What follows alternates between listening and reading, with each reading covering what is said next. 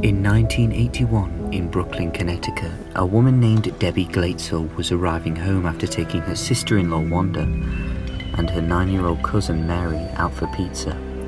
She arrived home to find her fiancé Arne Cheyenne Johnson and his landlord Alan Bono drunk and arguing.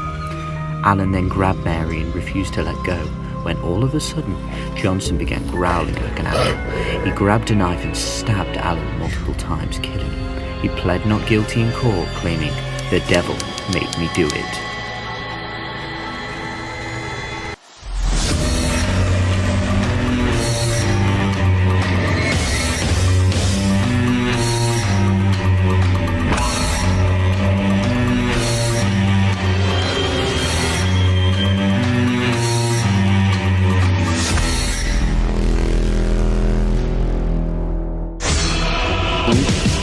See what vibrations you feel. Do you feel safe? You know, do you feel this darkness?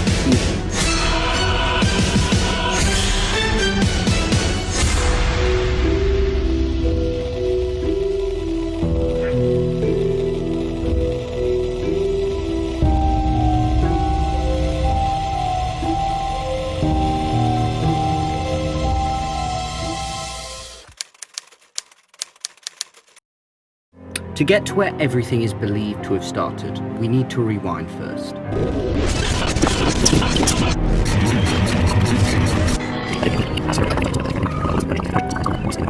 Okay, we're here? Great.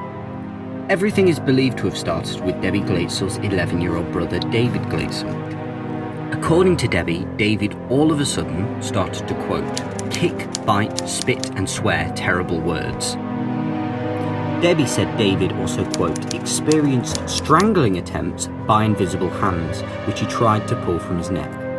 On top of this, she also said, quote, powerful forces would flop him rapidly, head to toe like a rag doll. David's mother said he would, quote, wake up screaming about a man with big black eyes, a thin face with animal features and jagged teeth, pointed ears, horns and hoofs, who told him to beware. David did not watch horror movies and was not known to lie, said every mother ever. So after experiencing this, Debbie asked her fiancé Arne Cheyenne Johnson to stay over to see if it would help David break out of this phase. The nightmares did not go away, they got worse.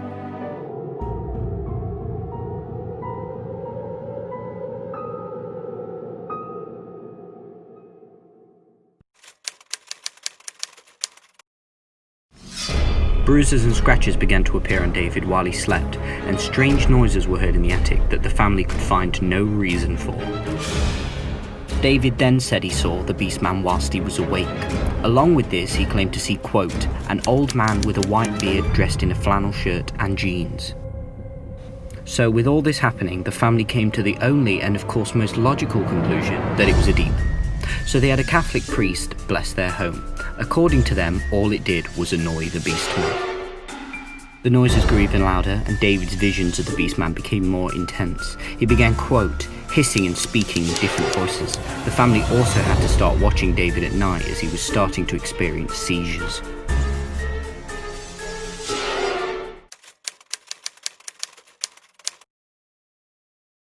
In came the Warrens, the, quote, demonologists, who immediately identified David as being possessed by demons. Although, around this time, David's parents had taken him to therapy to give him psychiatric help, which is useless because David is possessed by demons. Silly mum and dad.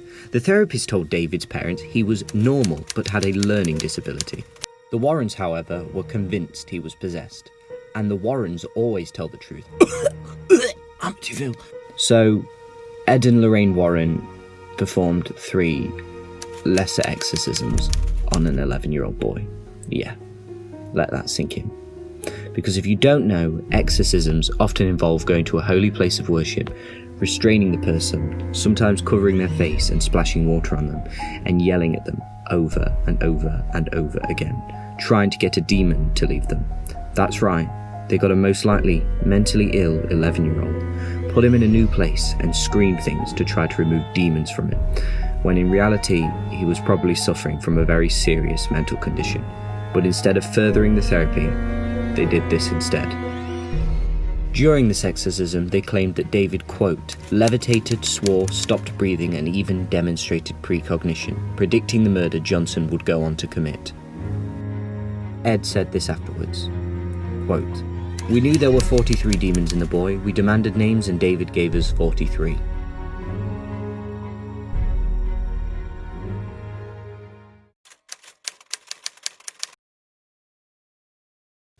Then, in October 1980, the Warrens warned the police that the situation was about to get even more dangerous.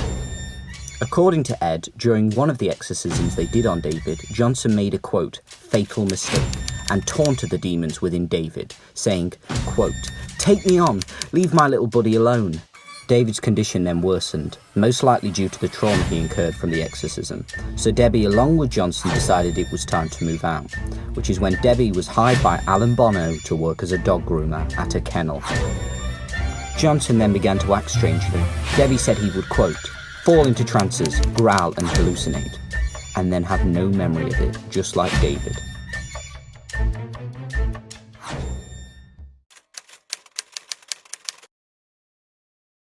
Then, on February 16th, as you know, Johnson stabbed Alan Bono with a 5-inch knife multiple times. According to Johnson's lawyer, Alan Bono suffered, quote, 4 or 5 tremendous wounds on his chest, with one stretching from his stomach to his heart, with Johnson claiming that, quote, the devil made me do it. The day afterwards, Lorraine told the police she felt Johnson was possessed when he stabbed Alan Bono. This allegation shocked the world and threw the Warrens into the spotlight once again.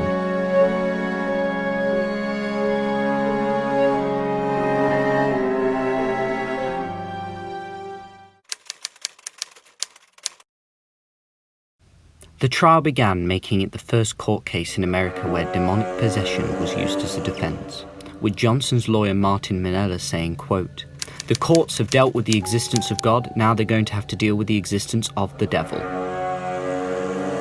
Thankfully, however, the judge rejected the defense that Johnson was possessed, saying it would be irrelevant and unscientific to allow this. The jury then convicted Johnson of manslaughter and he was sentenced to 10 to 20 years in prison, which he only served 5 of. During this time as well, David had changed a lot, going from the smiling child he used to be. Instead, he was now a disturbed, overweight child. His attacks had lessened, but not completely, just showing what psychological torment this poor 11-year-old boy was going through.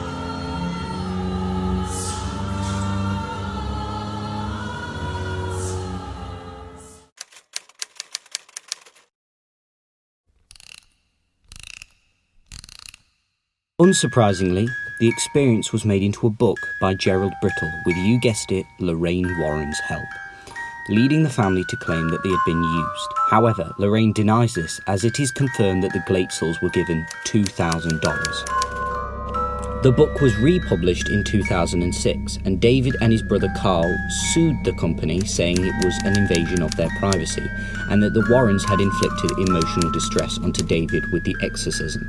Carl still argues the book is a hoax and is writing his own version of events called Alone Through the Valley. Lorraine defends her involvement, saying that they were all possessed. David's father, however, denies that his son was possessed, but Debbie and Johnson, who are married, support the Warrens' account. So the truth behind it, the real truth, will forever remain a mystery. Hello, this is Octaps. So what did you think of the video? Let me know down in the comments, and if you liked what you saw, consider subscribing, because there's more of where that came from. Yeah. You can also follow me on Twitter at Octaps_docs to keep up with me in general, if you want. Anyway, thanks for watching, see you next time,